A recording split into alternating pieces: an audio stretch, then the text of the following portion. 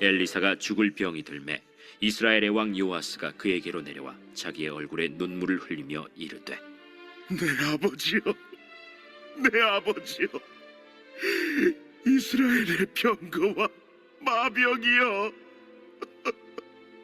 엘리사가 그에게 이르되 활과 화살들을 가져오소서. 하는지라. 활과 화살들을 그에게 가져오매 또 이스라엘 왕에게 이르되 왕의 손으로 활을 잡으소서. 하매 그가 손으로 잡으니 엘리사가 자기 손을 왕의 손 위에 얹고 이르되 동쪽 창을 여소서. 하여 곧 열매. 엘리사가 이르되 쏘소서. 하는지라. 곧 쏘매 이는 여호와를 위한 구원의 화살, 곧 아람에 대한 구원의 화살이니 왕이 아람 사람을 멸절하도록 아벡에서 치리이다. 화살들을 집으소서. 곧 집음에 엘리사가 또 이스라엘 왕에게 이르되 땅을 치소서. 이에 세 번 치고 그친지라. 하나님의 사람이 노하여 이르되 왕이 대여섯 번을 칠 것이니이다. 그리하였더면 왕이 아람을 진멸하기까지 쳤으리이다. 그런즉 이제는 왕이 아람을 세 번만 치리이다. 엘리사가 죽으니 그를 장사하였고 해가 바뀜에 모압 도적대들이 그 땅에 온지라. 마침 사람을 장사하는 자들이 그 도적대를 보고 그의 시체를 엘리사의 묘실에 들이던지매 시체가 엘리사의 뼈에 닿자 곧 회생하여 일어섰더라. 여호아하스 왕의 시대에 아람 왕 하사엘이 항상 이스라엘을 학대하였으나 여호와께서 아브라함과 이삭과 야곱과 더불어 세우신 언약 때문에 이스라엘에게 은혜를 베풀며 그들을 불쌍히 여기시며 돌보사 멸하기를 즐겨하지 아니하시고 이때까지 자기 앞에서 쫓아내지 아니하셨더라. 아람의 왕 하사엘이 죽고 그의 아들 벤하닷이 대신하여 왕이 되매 여호아하스의 아들 요아스가 하사엘의 아들 벤하닷의 손에서 성읍을 다시 빼앗으니 이 성읍들은 자기 부친 여호아하스가 전쟁 중에 빼앗겼던 것이라. 요아스가 벤하닷을 세 번 쳐서 무찌르고 이스라엘 성읍들을 회복하였더라.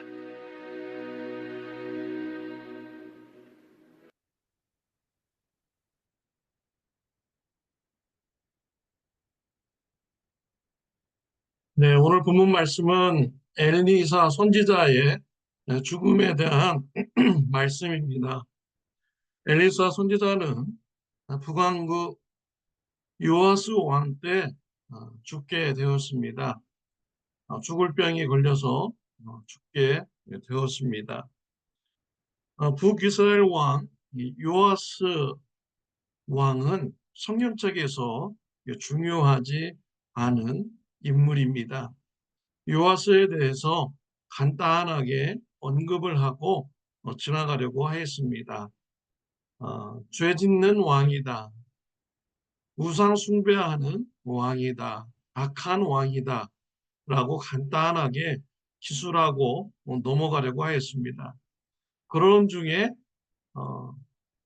갑자기 요아스 왕을 더 이야기하게 됩니다.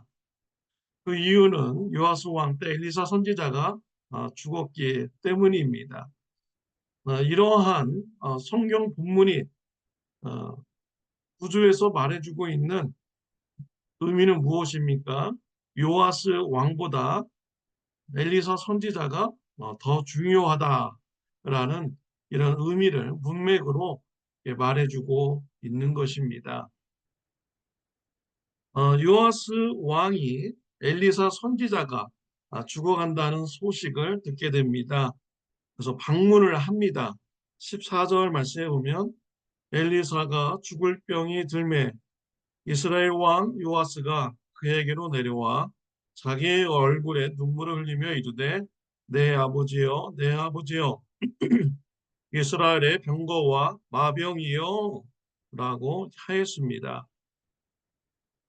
요아스 왕은 엘리사 선지자를 아버지라고 이렇게 불렀습니다. 또 이스라엘의 병거와 마병이여라고 이렇게 불렀습니다. 요아스 왕이 엘리사 선지자를 어떻게 생각하는지 알 수 있습니다. 아버지와 같은 위험 있는 이런 존재로 생각을 하고 있습니다.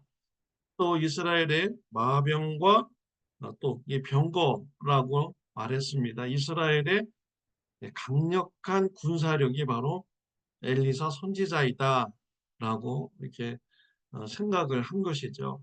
실제로 엘리사 선지자는 살아서 사역을 할 때 이스라엘의 강력한 군사력이 되어 주셨습니다.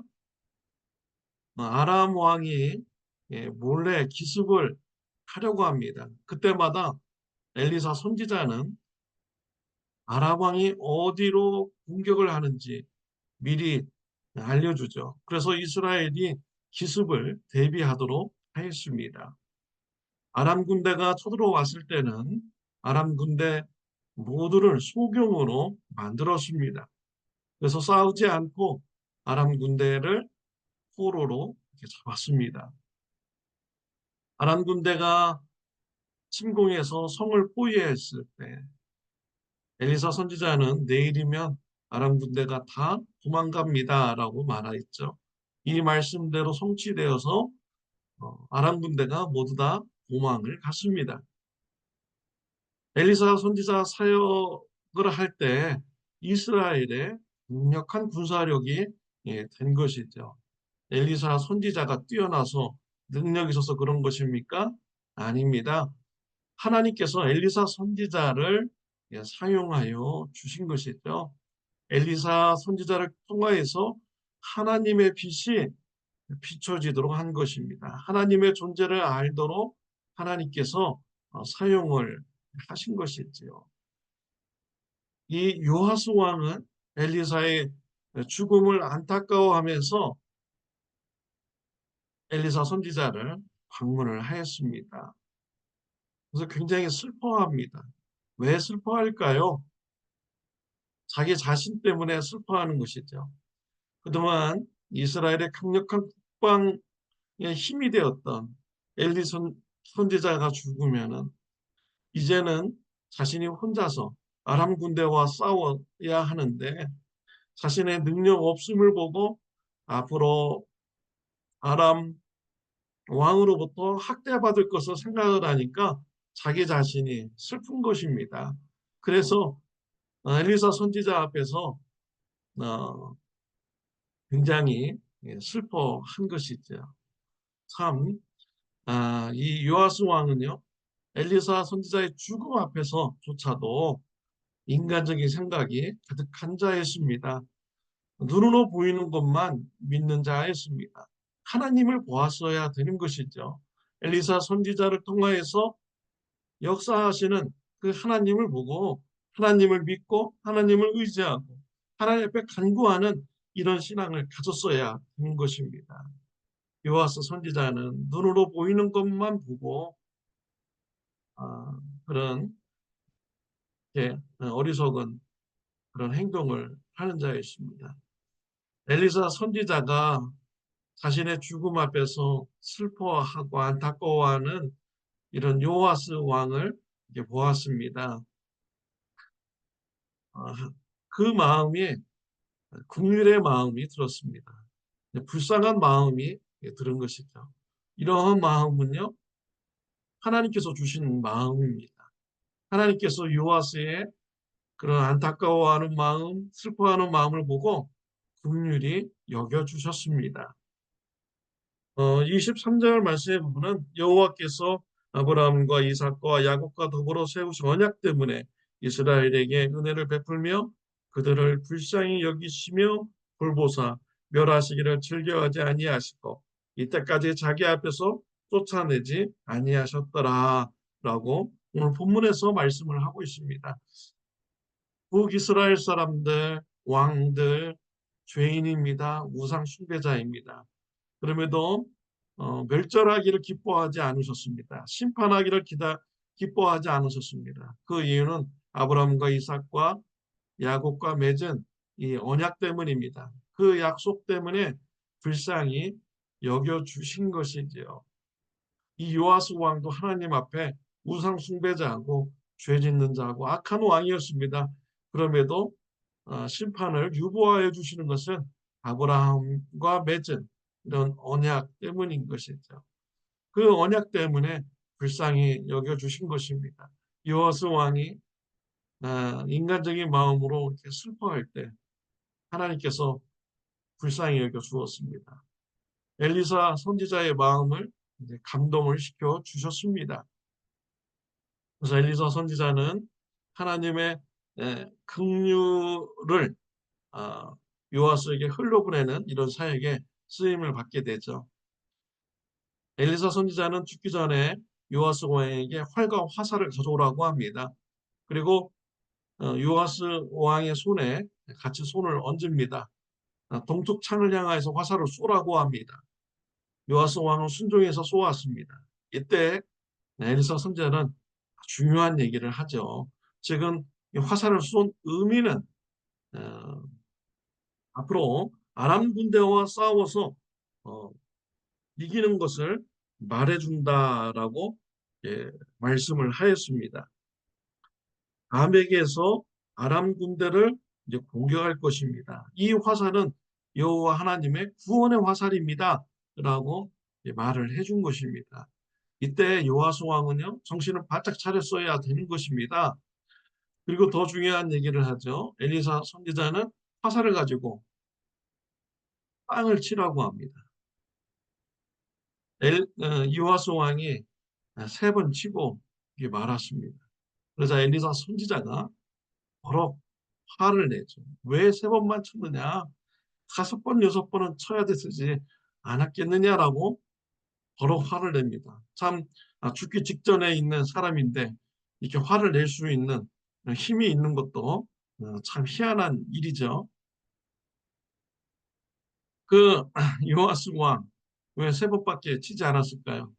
요아스 왕은 참 황당할 수도 있습니다. 치라고 해서 쳤더니 버럭 화를 내면서 책망을 한 것이지요.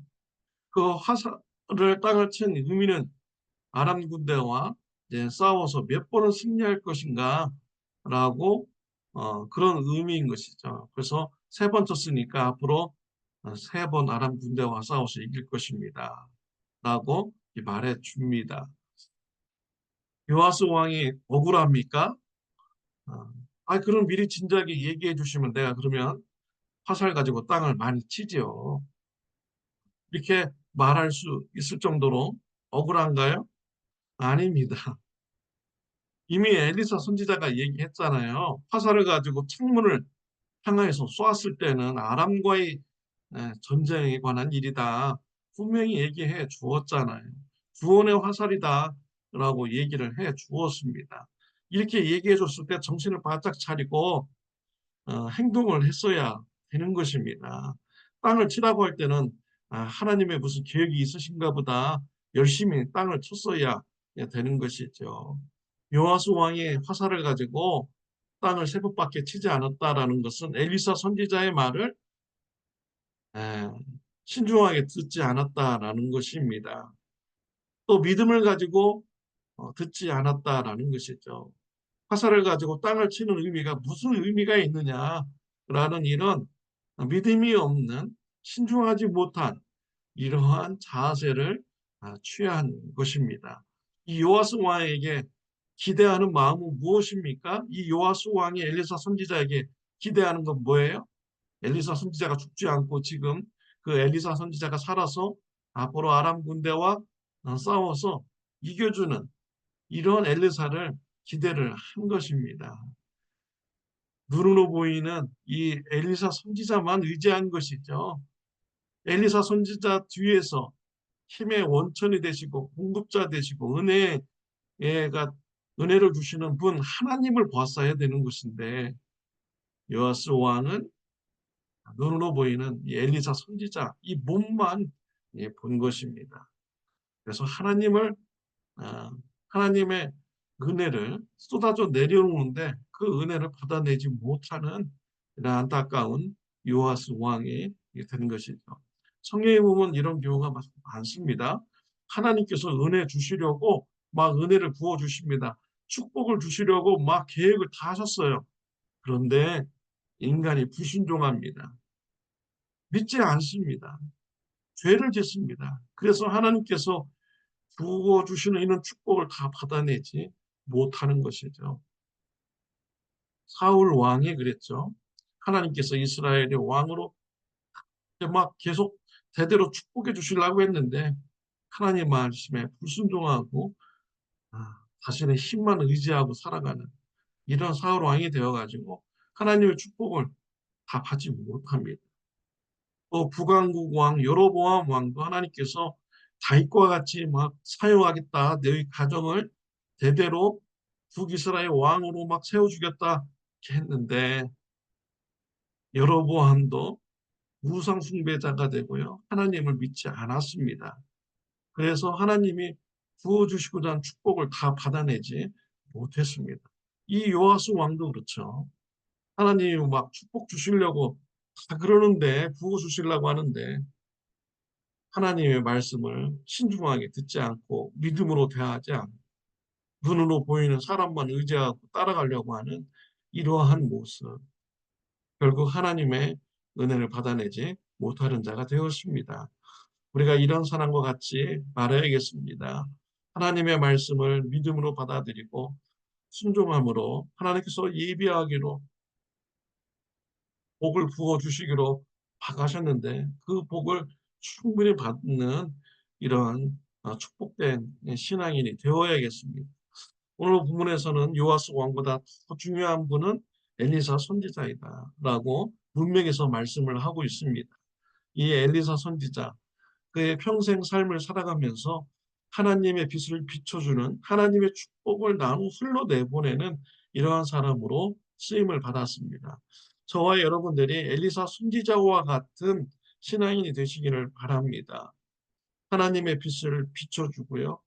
하나님께서 주시는 축복을 흘러내보내는 이러한 축복의 통로가 되시길 바랍니다. 여러분들을 통해서 여러분의 불신자 가족들이 하나님을 바라보고 하나님을 믿고 영접함으로 가족들이 하나님의 축복을 누리게 하고 성도님들과 이웃들에게 하나님의 축복을 누리게 하는 귀한 통로로 쓰임받는 저와 여러분들이 되시기를 바랍니다.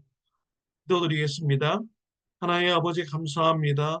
엘리사 선지자가 평생 살아가면서 하나님의 축복을 흘려내보내는 귀한 통로의 사람이 되었습니다. 우리들도 엘리사 선지자와 같이 하나님의 빛을 비추는 자가 되게 하여 주옵소서. 하나님의 축복을 이웃들에게 흘러내보내는 귀한 통로로 쓰임받는 자가 되게 하여 주옵소서. 예수님의 이름으로 기도드렸습니다. 아멘.